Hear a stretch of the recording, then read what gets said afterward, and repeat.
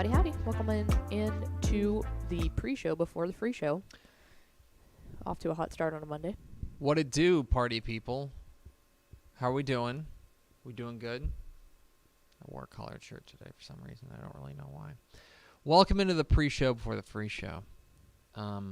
Pickle, did you see the hot celebrity who was in an NFL suite this weekend? I don't know how you could miss it. It's all anybody Chris seems to Christie. be talking about. Chris Christie in the suite with Jerry Jones. Who do you think he's dating?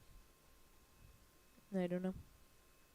Who do you think is dating former New Jersey Governor Chris Christie? I don't know. Who's to say? Who could possibly know? Welcome into the pre-show before the free show. I'm already done with that story. I'm done with it.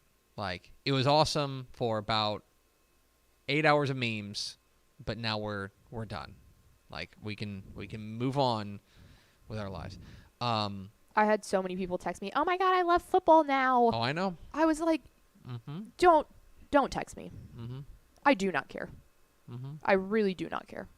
I wanted to tweet some thoughts yesterday, but I did not because I don't want to get canceled.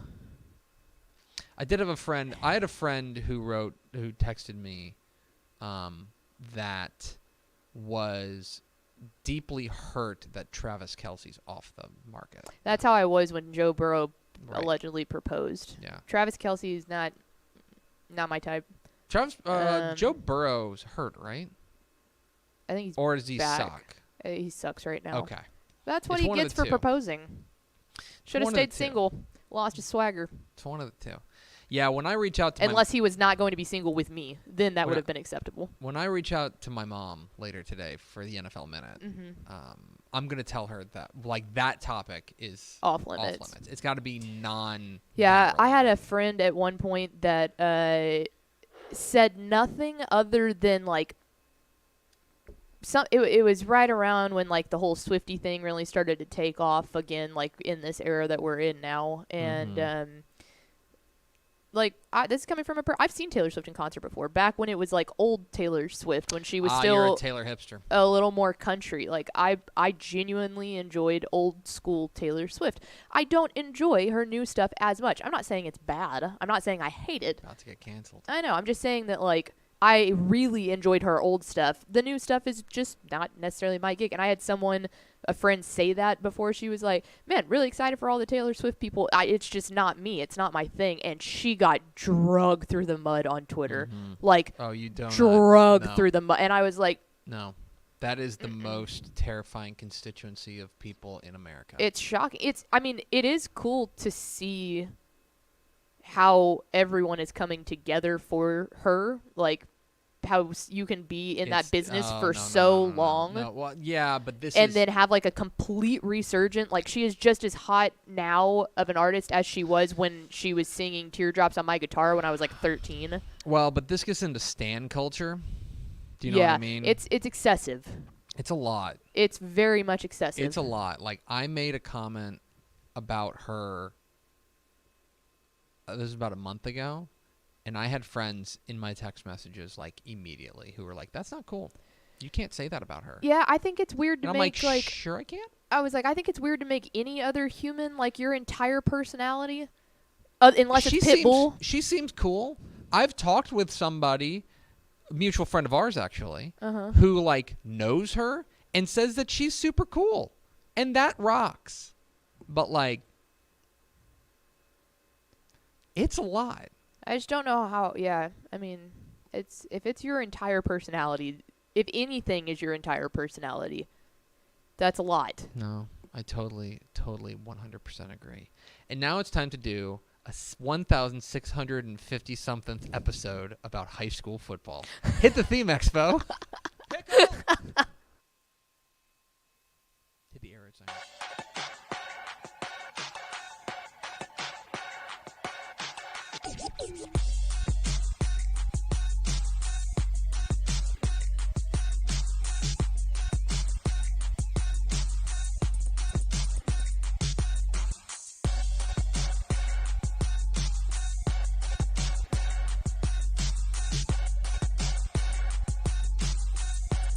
Yes, y'all. From the Dave Campbell's Texas Football Mothership here in beautiful Lewisville, Texas, it's Texas Football Today, a show with 2 fewer red zone conversions than the Dallas Cowboys on the season. My name is Greg Tupper. I'm the managing editor of Dave Campbell's Texas Football magazine, TexasFootball.com, a corresponding website. Thank you for spending part of your day with us. Whether you're watching us live, TexasFootball.com, Facebook, YouTube, Twitch, Twitter, all the places, or you're listening to us on the podcast, which you can subscribe to on the podcast vendor of your choice. Either way, thank you for doing your part. Support your local mediocre internet show. I am sitting over there at the helm today, making us sound good. She is the Duchess of the Dorks. She's Miss 305. She's Ashley Pickle. Hi, friends. Happy Monday. Happy Monday, friends. As she said. I'm just reiterating. It's Meeting Monday. It is meeting, boy, it is meeting Monday. It is meeting Monday. An alliteration that I do not enjoy. Today is Monday. Meeting Monday. September 25th, 2023. It is 59 days till Thanksgiving. It is now like this. Oh, is, my. We're in goodness. like legit. Like we joke about it like in May when it's like 200 days till Thanksgiving. Not a joke now. We are under 60 days to Thanksgiving. You need to start preparing now. See, thank you. When my family was up, not this past weekend, but the weekend before last, and I said, what is our plan for Thanksgiving? And they looked at me like I was crazy. They're wrong. You're right. I know. They're wrong. You're right. I have your back 100%. Thank you. Plan your Thanksgiving now. It's happy birthday to T.I. No. It's happy birthday to Brian. Who's Brian? My boyfriend. It's his birthday today. Happy birthday, Is it really? Brian. Mm-hmm. I'm going to text him on our thread. And it's also the birthday of T.I.? the host of Texas Football Tonight, Nick Laupius. So happy birthday. I thought you were going to say the host of Texas Football Tonight, T.I. And I was like, boy, I know I tuned out after the first hour, but wow. No. Brian and Nick. Happy birthday to fellas. all those people. 3 very important people in our life. Yeah. Nick, Brian, and T.I. It's episode Correct. 1657. On today's show, folks, big show. We got Monday Morning Fallout, going to overreact to the football weekend. Then we're going to be joined by the head coach of the unbeaten 5-0 Boerne champion Chargers, Coach Blaine Ellis. Let's go. Is going to join us, coming off of a very nice win this week. 5-0 are those champion Chargers in his first year there. We'll hear from him. And then, back out of the show, we're going to unveil the week 7. Golly, it's week 6. It's week 6.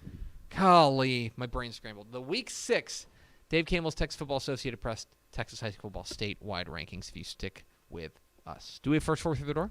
Sure do. Yeah. Big jiggly water balloons. Let's go! Ed McElroy, Daniel Agnew, and Tony Blaylock. Welcome in, fellas and balloons. Welcome in to our friend, Big Jiggly Water Balloons. God. No better way to go than there after this, Pickle. Hit the air raid siren. It's time for Monday Morning Fallout.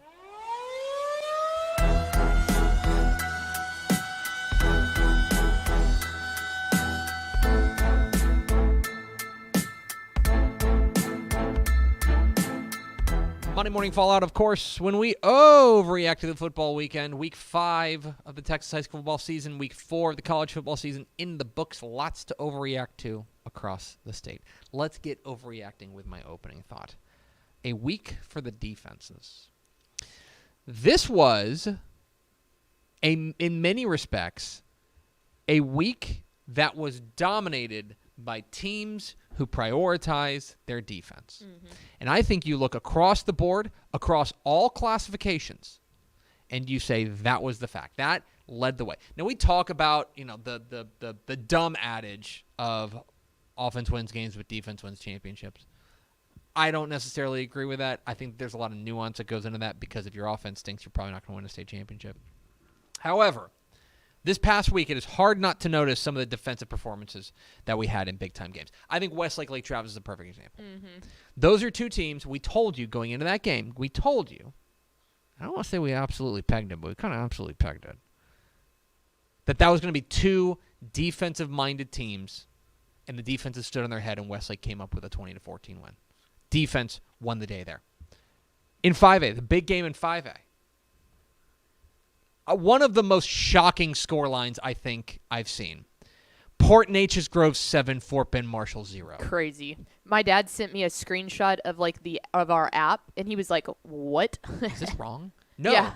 It's right. Scoreless at halftime. P&G gets an Isaiah Nguyen touchdown run, and that's it. Mm-hmm. Playing without your starting quarterback, Shea Adams was out for this game.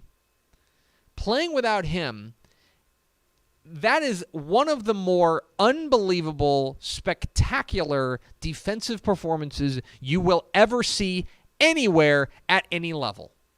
Plain and simple. What P&G did on Friday night, shocking and absolutely worthy of the hype. Speaking of 5A, how about PSJA North 30, Edinburgh Vela 0? Yeah. Whew. Folks, they're the truth. time to start talking about them in big picture terms, because that is an explosive, high-powered, well-trained, well-executing Edinburgh Vela offense, and PSJA North just squished them. Squished them. 30-0 squished them. That is a shocking result. It was a great week for the defenses. Under the radar, I thought Pleasant Grove's win over Paris, 45-0, is worth your attention, worth paying a little bit of attention to. It was a week where the defenses really took center stage. And I think another one, and again, this is not a shutout. Albany 31, Comanche 13. Mm-hmm. Albany's a 2A D2, punching up to 3A and beating what was a state-ranked Comanche team. Now, I know Comanche's without Sawyer Wilkerson. I don't care. Yeah. Holding them to 13 points is incredibly impressive. The defenses were really on point in week 4 of the Texas high school, week 5 of the Texas high school season. Jeez, it's terrible. Game of the week. Pickle, did you see Frisco Lone Star 35, Frisco Wakeland 31? They keep doing it, and we keep talking about them. So this game was over. Mm-hmm. Like, not an opinion. It was over. Frisco Wakeland intercepted a pass up 31-28 with, let's see, 1 minute and 20, about a minute 40 to go. They had the ball. Okay? It was Donovan Woolen picked it off. They get the ball at the 27. All they have to do is run out the clock. Mm-hmm. 2 plays later, Frisco Lone Star forces a fumble. And 6 plays later, with 24 seconds left in the game, Colin Blackstock to Bryson Jones for a game-winning 13-yard touchdown. They keep getting away with it. They can't keep getting away with it. But Frisco Lone Star and Frisco Wakeland. Jeff Rayburn's going to have gray hair by the next time we see him. Man. Game of the week, though. Frisco Lone Star at 35 and Frisco Wakeland 31. Am I overreacting? Does Texas Tech have a road problem? They go on the road and lose to West Virginia. Now, West Virginia is not good. West Virginia is a bottom-tier Big 12 team. Neil Brown's coaching for his job. Absolutely coaching for his job.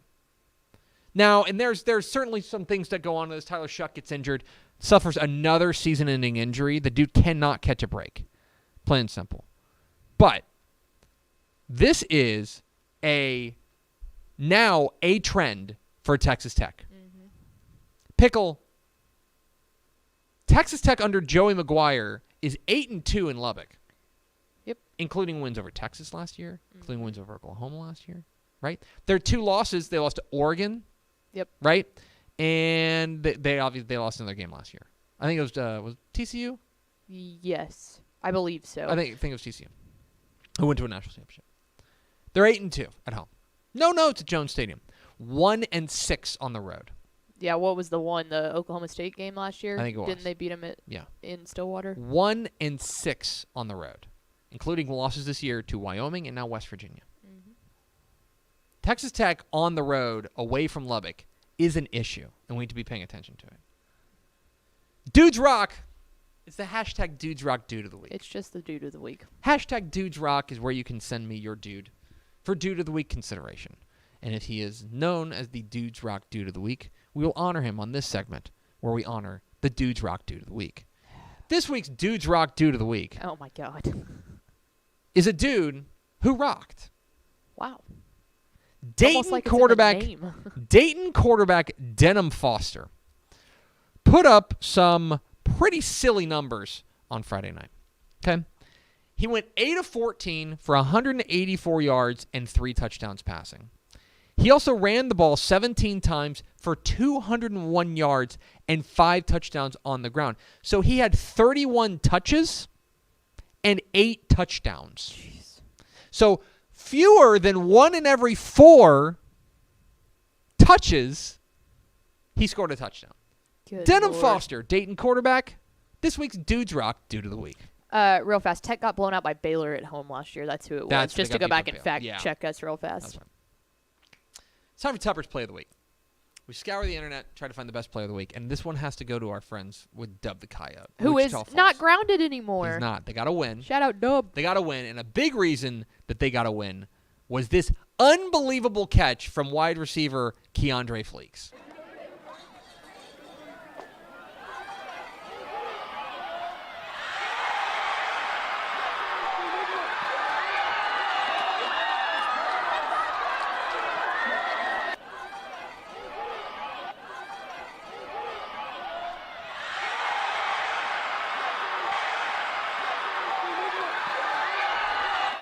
Thanks to our friend Tobin McDuff at KFDX up there in Wichita Falls for getting that.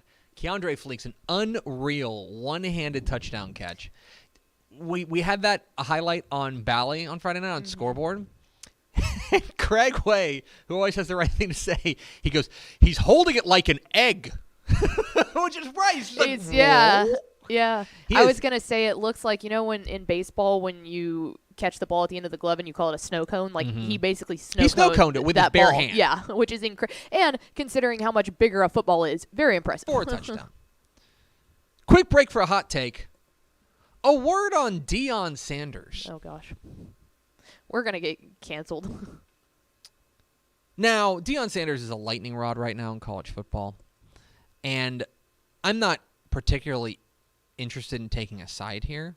On one hand, I think that a lot of the criticism that comes his way is because people either explicitly or implicitly have a lot of feelings about an outspoken black man in college football. And I think I think you're seeing that a lot in some of the coded language you see. Not interested in talking about that. Not interested in talking about the fact that he does have some legit things that I think are really problematic. We have never really gotten a full accounting for the prime prep scam here in Texas. Remember when he was Texas high school football coach? Yeah, that was a scam. So I'm not interested in talking about that. But Deion Sanders talks about how he wants to do things different, right? He wants to be a different kind of coach in college football. Pickle, 20 seconds left in the first quarter against Oregon. It's 13-0 Oregon. The Ducks have blazed out of the gates. Okay? And Colorado, on their second possession, finally has a little traction. They've got the ball to the Oregon 38. Thanks in large part to a couple penalties. They're out to the Oregon 38. They're facing 4th and 8. And Deion Sanders elects to punt. Down 13-0 on the road against a top 10 opponent at the opponent's 38. He decides to punt. Are you familiar with the surrender index? Mm-mm. The surrender index was created by John Boyce, internet celebrity John Boyce, who wanted to find a way to calculate how bad some punts are. Okay? So you put in all the numbers of where they are, game situation, etc. I won't bore you with the details, except to say that if this were and he only does NFL punts. If this were an NFL punt, it would rank in the 91st percentile of worst punts since 1999. Good Lord. An absolute surrender. Oregon ran away with that game, but it sure seemed like Deion Sanders was waving the white flag at the end of the first quarter. Time for my of the week. Of the week. Eastland 21, Jim Ned 19. Yeah. Jim Ned came into this game undefeated, looking like kind of I don't want to say a sleeper, like a sleeper, like state championship contender, but looking pretty good. They went to Eastland taking on winless Eastland. Winless Eastland. The computer had Jim Ned as a 32-point favorite in that game. Projected to win by 32 points. And Eastland hands them their first loss of the year. Maybe they just need a week off. They get an open date. But that was certainly a of the week. Good win for Eastland. Now it's time for the wild stat of the week. Let's talk about Alito's district winning streak. So Alito, Friday night, they beat Saginaw 70-0. Okay? That's their 114th consecutive district win. Mm-hmm. They've won 114 consecutive district games. Okay? Follow me on this. Their last district loss was October 5th, 2007 against Everman, E-Block. Yes. That game was at Everman, right? To find their last home district loss, you have to go back the week before. The week before, they lost to Stephenville at home. I want to say it was a close game, like 31-27. It was a close game. But they lose to Stephenville at home. That's the last time that they lost a game. It was September 28th, 2007. The head coach at Stephenville was Chad Morris. Chad Morris's son just won the Iron Skillet on Saturday. At that game where Alito lost their last home district game, Chandler Morris was 5. It's wild. That's your wild stat of the week. Now it's time for, I think, the real reason we were here. Mm-hmm. The Matt Stepp, he got that dog in him, player of the week. And now, the Matt Stepp. He got that dog in him. Player of the week. Matt Stepp, Dave Campbell's Texas football here at Legacy Stadium. And Katie here with Gavin Moritz and the one and only Mike Roach after Katie Jordan knocks off Katie Pato 26-8. And it is time for the week 5. The week 5, Matt Stepp, he got that dog in him award winner. And the week 5, Matt Stepp, he got that dog in him award winner is none other than Richardson Burtner wide receiver, sophomore wide receiver, Damian Crow. Damian Crow had 8 catches for 162 yards and not 1, not 2, not 3, not 4, but 5 touchdown catches for the Richardson Burtner Rams in a 55-35 win over at Lake Highlands. Damian Crow, you, sir, have got that dog in you. This has been the Matt Stepp, he got that dog in him player of the week. You have to be stopped. No, I don't. Congratulations to our week 5. Matt Stepp, he got that dog in him player of the week. You have my attention. Tomball Memorial. Did you see this? Yeah, did you hear about this? Because Pickle? we all said, what? Tomball Memorial takes on Klein Kane. Reigning district champion Klein Kane. And I'm not here to tell you I think Klein Kane's way better than they were last year. No, they look good, though. But they hang 79 on Klein Kane in a 79-33 District 15-6A opening win. Everyone in the district was paying attention to Klein Collins versus Klein Oak. Klein Collins got a nice win. But I think Tomball Memorial made the biggest statement on Friday night. And by the way, 2 weeks from now, Klein Collins at Tomball Memorial. Mm-hmm. Get your popcorn ready. Get excited for Stephenville and Brownwood. Rivalry renewed. 79th meeting between these two rivals. And what I love about this game is that now it really feels very personal because Sterling Doty, Stephenville guy. Sammy Burnett, Brownwood guy. Either, like both sidelines, it's been that way for a couple of years, but like both sidelines have like hometown guys that this game means a lot to. Mm-hmm. It's a non-district game, but this game is really, really important and one of the big showcases of the week. I'm very excited for Stephenville and Brownwood. My final thought, a Week 6 warning. Pickle, you had a look at the Week 6 schedule. Mm-hmm. Do you have any thoughts on the Week 6 schedule? There is football being played. The fireworks factory is temporarily lacking. Shuttered. Temporarily shuttered. And it's just because of the bye week. It's the biggest bye week. It's the biggest bye week. There's almost a third of the state that is off this week. That's a big part of it. Also, I think that because we are in district play, you don't have a lot of those heavy-hitting district games just happen to be this week. It is a rough week in Texas high school football. If you are a brand shopper, you will have to do some digging. I'm just being honest with you. Mm-hmm. We're friends here. I'm just telling you. Week 6 is not going to be the same as week 1 where it was just 50 blockbuster games. There's only going to be like 12. Okay? Part of it is just a volume thing, and part of it is just the way the schedule fell. So your warning is that week 6, get excited because there's a lot of important Texas high school football games across the state.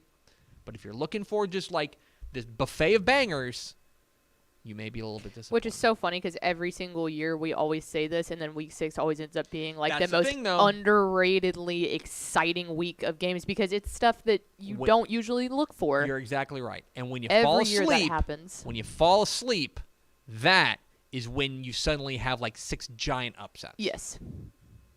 So from the outset, on paper, doesn't look amazing. But I guarantee you we're going to be coming back next week going, oh my God. And that will be for another episode of Monday Morning Fallout.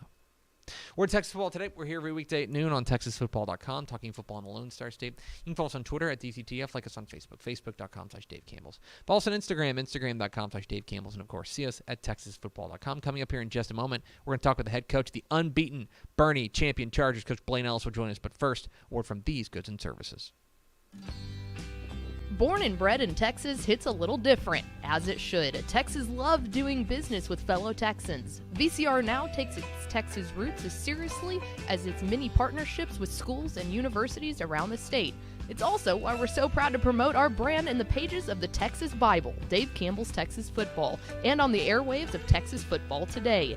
Driven by producing quality broadcast video, state-of-the-art audio, and LED video scoreboards at affordable prices, VCR Now makes sure to listen to your needs in its athletic department before recommending the next best steps. Building great products is our business, and it's our focus on building meaningful, long-term partnerships with our clients that sets us apart.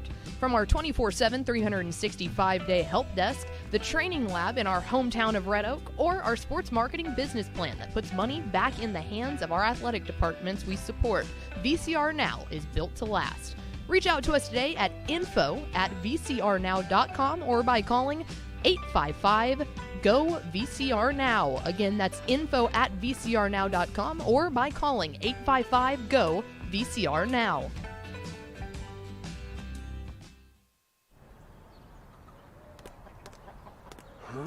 I feel like bustin' loose, bustin' loose, come on. Get on up. Oh yeah. Get on up. Bustin' loose when you wanna sing. Bustin' loose, baby, do your thing. Talking about bustin' loose, yeah. Hi, I'm Jennifer Potter, Executive Director of Be Well Texas. Too many people are struggling alone these days, and alcohol and drug deaths are increasing. We started Be Well Texas to offer high-quality, science-based addiction treatment and recovery services anywhere, even at home. We provide compassionate, caring support virtually or in person. In many cases, there is no cost for treatment if you don't have insurance. Really. Welcome to Be Well Texas. We're glad you're here. Pickle, number of teams across the state have played half their regular season already. Very few of them are 5-0, and very few of them are coached by a man who has never lost a game. Let's go to the hotline, Pickle. We're pleased to be joined by the undefeated head coach of the undefeated Boerne champion Chargers, Coach Blaine Ellis, joining us. Coach, no pressure or anything. Hey, Greg, thanks for having me. I appreciate it. How are things in beautiful Boerne, Texas? They're awesome. It's a great community to be a part of, great community to be in, and there's not a better time to be a champion Charger. I'll certainly say so, considering you guys are off to a 5-0 start after last week's win over Hayes Consolidated. You're in your first year there, but I'm interested, you guys are off to this 5-0 start. Does this come as any sort of surprise to you, or did you think that you guys had a chance to be like this? No, this is not a surprise at all. It's my first year as head coach. This is my 11th season at Champion High School. I've been the defensive coordinator, and so I know the community well, and I know the players that we have. And knew that we had this in us. And so it's been fun. It's been a fun transition to be able to generate just a culture of belief and continue that. I want to go back. Obviously, this past week's win over Hayes is impressive, but I want to go back to the week before where you guys take on New Braunfels Canyon and pull out a 34-31 win over a team that, is pretty talented and looks to be challenging for a district championship. And you guys were able to find a way through and get that win over Canyon. What do you feel like maybe you learned about your team from that particular win? Yeah, so, not only that win, but even if you go back to our Eagle Pass win, we had to come back in that one. And so our kids a couple of different times this season have been down to good opponents and down at half. And so the world sits there and tells you that it can't be done. And that's something we've worked on a whole lot over this offseason is trying to create an attitude of belief that at any time anything can be done. And so that it's just a testament to our guys and what they've bought into and the belief they have in each other and the trust that they have in each other and their community. Talking with Blaine Ellis, head coach of the Boerne Champion Chargers here on Texas Football Today. Get involved in the conversation, #TF Today. Coach, this last week against Hayes, you guys were facing a ground and pound physical attack. You know exactly what they're about. They want to outmuscle you. So far, so good for the defense coming up with big plays so far. What have you seen from your defense so far that has you excited about them? Just our senior leadership on that group. Had a bunch of guys as junior last year. And they're back as seniors. They're experienced, they're seasoned, and they're playing very physical. That's something that we try to pride ourselves on, is being a very physical team on both sides of the ball, and our defense is just doing a really, really good job of that this year. Offensively, a lot to be excited about. Most notably, your QB1, Jordan Ballin, who has been really sharp to start the year. The numbers are impressive. You see that this offense is starting to hum. As the guy who gets to watch him every day in practice and get to know him, what is it about Jordan Ballin that really makes him special? Man, his competitive spirit. When the lights come on and he gets out there, he's one of the fiercest competitors that I've been around. And he's a tremendous leader as well. When Jordan's pounding his chest saying, "Give me the ball," the entire team responds to that, and that's been a huge part of some of the energy that's been necessary to have some of our comeback wins this year. And so just his leadership and his willingness to go out and lead our team, and he does a tremendous job on the field. Obviously with what the numbers he's put up, but his leadership is invaluable to us right now. Talking with Blaine Ellis at Boerne Champion here on Texas Football Today. Coach, you mentioned that you're in your 11th year there, but your first year as head coach. Coach Keith Kaiser retiring after a decade there with Champion. You get promoted there in December pretty swiftly afterwards.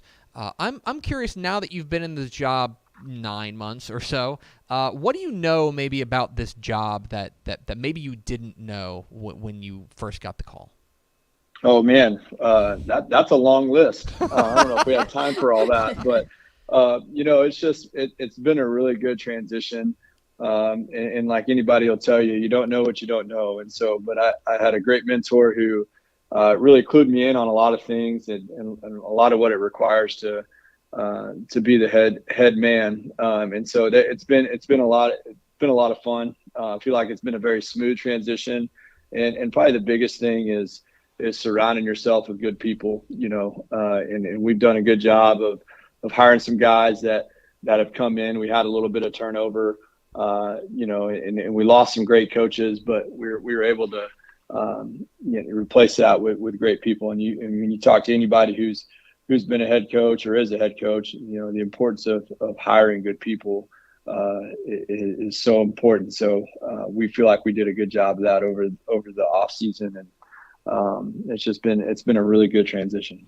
I want to talk about your open date here in a moment, but first, District 12 5A Division 1. You guys are 2-0 in district play, exactly where you guys were hoping to be after these first 2 games. But it's tough district. Smithson Valley, Wagner, you guys have already beaten a good New Braunfels Canyon team, not to mention unbeaten in district play Seguin. When you take a look at District 12 5A Division 1, I'm interested in the landscape that you see. Yeah, it's like you said, it's a very tough district. There's a ton of great teams in our district, and definitely the road ahead for us is definitely not a cakewalk. We've got Seguin coming up, and then followed by Wagner, and then we go to Smithson Valley. Then we finish off with Lehman and MacArthur. But we really feel like over the next couple of weeks that we're going to be tested, just like we have been earlier in the season. And what I love about kind of where we've been is we've showed the grit to be able to fight through, and some of the toughness to fight through some situations that are difficult for us on the football field. But just looking at our district and what's laying ahead, you got Seguin. They're really good offensively. They're very athletic, and so that's going to be a really good challenge for us. I know Coach Daigle does a great job over there, him and his staff. And then you go to Wagner, who they're going to be another ground and pound team that are going to control the clock and play great defense. And then we'll head up the road, and we have Smithson Valley. We actually have them at home, so we're looking forward to that matchup as well. Coach Hill does a tremendous job, and so we've got some really good games right in front of us, and our guys are up for the challenge. And finally, Coach, you mentioned that you guys have an open date this week after a bruising 5-0 start. What are you hoping to accomplish this week to get you guys prepared for the stretch run? Yeah, just like every week, the focus is going to be on the Chargers. We're going to sit back like always and look back at what we got to do to get better and focus on that. And we're going, this time of year, everybody across the state, they're bumped and bruised, and that's just part of the game and where everybody's at. And so we're looking to get healthy this week and focus on the fundamentals of the game and making the Chargers better. He's Blaine Ellis. He's the head coach of the unbeaten 5-0 Boerne champion Chargers. Coach, we sure appreciate your time. Congratulations again on the great start, and enjoy the open date, and best of luck next week against Seguin. Yes, sir. Thanks for having us. We enjoyed it. There he goes. Blaine Ellis, head coach, Boerne champion Chargers. Never lost a game. It's a good stat to have. 5-0. 5-0. Can't complain about that. Combined, me, you, and Blaine Ellis, 5-0. That's pretty good. As head coaches. Correct. Good job by all of us. Congratulations to Blaine Ellis. Great start for them. And he's right. Those 2 wins over Eagle Pass and New Braunfels Canyon, nip and tuck affairs where they're able to come from behind and win, that's going to serve them well, especially going forward, where they've got that back-to-back in I guess, 3 weeks' time. 2 weeks' time, however you want to phrase it. I believe it's week 8 and week 9. They go at Wagner, home to Smithson Valley. You want to talk about, laying it on the table, figuring out exactly where you're at. Being prepared for those 2 games back-to-back are going to be tough, but I'll tell you that they've got off to a fantastic start, and we sure appreciate Blaine Ellis' time. We're Texas Football Today. We're here every weekday at noon on TexasFootball.com, talking football in the Lone Star State. You can follow us on Twitter at DCTF, like us on Facebook, Facebook.com/Dave Campbell's. Follow us on Instagram, Instagram.com/Dave Campbell's, and, of course, see us at TexasFootball.com. Coming up here in just a moment, the exclusive reveal of the Week 6 Dave Campbell's Texas Football Associated Press state rankings. But first, let's find out who's up for the Mr. Texas Football Player of the Week award. Dave Campbell's Texas Football, in conjunction with the TaxAct Texas Bowl, is proud to give the Mr. Texas Football Player of the Week award, presented by Kroger, to the most deserving high schooler in the state of Texas. Each week, TexasFootball.com announces 10 candidates for that week's award based on the previous week's on-field performance. Congratulations to this week's 10 nominees. Fans, be sure to vote for the player you believe should be the Mr. Texas Football Player of the Week at TexasFootball.com. Voting closes Friday at noon, with the winner announced shortly after on TexasFootball.com. Thanks to Kroger and the TaxAct Texas Bowl for their continued support of Texas high school football and the Mr. Texas Football Player of the Week award. All right, Pickle. Only one last thing to do today, and that is to roll out the Dave Campbell's Texas Football Associated Press, Texas high school football state rankings. Dave Campbell's Texas football has put out the state's most respected Texas high school football rankings for decades and is the official rankings provider of the Associated Press since 2019. This right here on TexasFootball.com and on this very show is the only place where you can find the official Texas high school football state rankings. Might as well start at Pickle with the largest classification, Class 6A, where a little bit of movement only near the kind of in the middle and then at the bottom. So Lake Travis's loss to Austin Westlake tumbles them from number 8 to number 11. The top 5 remain unchanged: Duncanville, North Shore, DeSoto, aforementioned Westlake, and Vandegrift. As a result of Lake Travis falling, Katy, North Crowley, and Humble Summer Creek nudge up in a spot to 8, 9, and 10, respectively. Number 16, Alvin Shadow Creek crashes out with their loss to Pearland, and as a result, there's some movement at the bottom. Houston Lamar up to number 16, Dickinson up to 17, Willis up to 18. Tomball, very impressive. Leapfrog San Antonio Reagan to move up to number 19 on the year, or in the class. Sheldon C.E. King, unbeaten. They move up to 21. Rockwall, Prosper, Dripping Springs, 22 through 24, respectively. And new to the rankings, and I believe state ranked for the very first time, the Warriors of Katy Jordan at 4-0 with their win over Katy Pato. Big game this week against Katy High.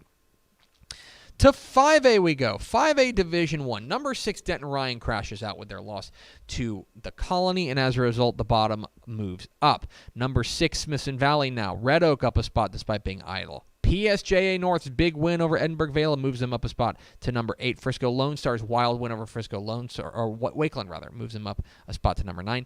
And into the rankings for the first time, the 5-0 Forney Jackrabbits. Big winners over Lufkin, 42-21. Let me tell you, keep an eye on Forney. They can score, can Jeff Fleener's bunch. 5A Division 2. The big news here is Fort Bend Marshall's loss to Port Neches Groves. They drop from number 2 to number 8, and as a result, everyone moves up. How about number 2 Frisco Emerson? The Mavericks now ranked number 2 in 5A Division 2. Montgomery Lake Creek, impressive win over previously unbeaten Richmond Randall. They're up a spot. Midlothian Heritage and Texas High round out the top 5. Port Neches Groves jumps a spot from number 7 to number 6 with their win over Fort Bend Marshall. South Oak Cliff up a spot. Lovejoy and Belton round out the top 10. To 4A we go, where there was a little bit of movement. China Spring loses to Dallas Parish Episcopal. That drops them from number 2 to number 5. As a result, Boerne now back up to number 2 in the state. Salina up to number 3. Anna to number 4. Kilgore remains the same at number 6. Brownwood remains the same at number 7. Iowa Colony nudges up a spot despite being idle. Lubbock Estacado and Lavernia both lose. They crash out of the rankings. That gives us a spot for 2 new teams. Stephenville re-enters the rankings ahead of their big game against rival Brownwood, coming up this week with their narrow win over Wichita Falls Rider. And how about number 10 Hereford? The fightin' hostile herd. State ranked at number 10 with a 24-21 win over Plainview at 5-0. Over to 4A Division 2, where if that looks like nothing changed, it's because nothing changed.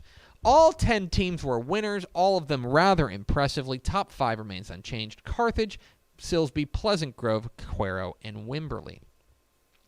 To 3A we go. 3A had to do a little bit of adjusting because of Jim Ned's loss to Eastland. They crash out of the rankings. As a result, Edna, Yoakum, and Brock all nudge up a spot to 7, 8, and 9, respectively. And new to the rankings, the Pottsboro Cardinals. Despite being idle, they were on deck, and they grabbed the number 10 spot. Top 5 remained unchanged. Franklin, Columbus, Malakoff, Hitchcock, and Winsboro all unbeaten. In 3A Division 2, once again, if that looks like the same as last week, it's because it is. All 10 of the teams were either idle or big winners. Poth survived the scare from Dilley to win 10-7 in overtime, but they get the win. That keeps them there at number 8. Top 5 remains unchanged. Gunner, Canadian, Tidehaven, Wall, and Hooks. To 2A we go. 2A, we've got some movement. Centerville loses to Jefferson. They crash out of the rankings. Crawford loses to Rosebud Lott. They crash out of the rankings. As a result, the bottom half of these rankings get a little bit of a facelift. Hawley moves up to number 6. Beckville up to number 7. Sonora up to number 8. And 2 newcomers to the rankings. The number 9 Garrison Bulldogs are state-ranked, as are the number 10 Holland Hornets, who beat previously unbeaten Weimar to grab the number 10 spot. Top 5, though, remain unchanged. Timpson, Refugio, Toller, Cooper, and Stratford. And 2A Division II got a little bit of a makeover as well. Wellington loses in overtime to a good 2A D1 Panhandle team. As a result, we knocked them down from number 5 to number 8. We're still believers in them. They haven't lost a team to a team their size, but I do think that that's certainly worthy of being knocked down. They dropped from number 5 to number 8. As a result, Collinsville, Sunray, and Lovelady all nudge up a couple of spots to number 5 through 7, respectively. Top 4 remain unchanged. Albany, Martin, New Home, and Chilton all unbeaten. To the 6-man ranks we go. Only one change. Everyone was a winner, but some better winners than others. Aquila makes the move up to number 8, leapfrogging May after May gets a big-time scare from Fort Worth Thesa. Aquila takes care of business against Calvert. That was good enough to move them up to the number 8 spot. Everything else is unchanged in the 1A Division 1 ranks. Gordon, Knox City, Abbott, Westbrook, and Jonesboro, your top 5. And in the 1A Division 2 ranks, chalk. Everyone's a winner. Top 5 remains unchanged. Benjamin, Oglesby, Jayton, Cherokee, and Klondike. And the private school ranks, if this looks like the exact same graphic, just with Week 5 changed to Week 6, you're exactly right. It is. All 10 of the teams, whether the 11-man ranks or the 6-man ranks, were winners, so there were no changes. Houston St. Thomas, Dallas Christian, and Bel Air Episcopal are your top 3 in the 11-man ranks, and Pasadena First Baptist, Fort Worth Covenant Classical, and Austin Hill Country are your top 3 in the 6-man ranks. There they are, the Week 6 Dave Campbell's Texas Football Associated Press Texas High School Football Rankings. You can find the complete rankings at texasfootball.com/rankings. We're getting into district season, so we're seeing less movement. These are becoming a little bit more crystallized. Of course, we're going to adjust based on what we see on the field, but simply because you're getting into district play, you're going to see a lot more ranked teams winning, at least if we've done our job and we've accurately ranked them the way that they should. Still a few state-ranked matchups this week. Houston C.E. King and Sheldon C.E. King and Galena Park North Shore take on one another. Katy Jordan and Katy is now a state-ranked matchup. Stephenville and Brownwood now a state-ranked matchup. So there's still some state-ranked matchups despite a ton of buys across the state this week. Remember, all the rankings at texasfootball.com/rankings. Let's go over to Ashley Pickle for America's second favorite segment, Final Thoughts. Someone asked a question. They said, when is the last time an RGV team won the state championship? Thanks for asking. Donna, 1960. Mm-hmm. It's been 1960 since a team from the Rio Grande Valley has even played for a state championship. That was when Donna won the title in 1960. So we're going on 64 years now, 63 years. It's been a minute. Yeah, I was going to say that's as long as Dave Campbell's has been around. Yeah, 1960 was our first year. So if you like this magazine. It has never seen a, well, I guess it's first edition. The first edition previewed the eventual state champ, Donna. Mm-hmm. And other than that, we've never previewed an eventual state champ. So make sure you go to texasfootball.com to keep up with all the news and notes from across the state of Texas. You got anything else? Nope. That's going to do it for us. Thanks for spending a little bit of your day with us. Follow us on Twitter at DCTF. Like us on Facebook, facebook.com/Dave Campbell's. Follow us on Instagram, instagram.com/Dave Campbell's. And, of course, see us at texasfootball.com. Thanks again to Blaine Ellis, the head coach of the Boerne Champion Chargers, for being our guest. For Ashley Pickle, I'm Greg Tepper. Vince Young, please get your Player of the Year trophy. We'll see you tomorrow on Texas Football Today.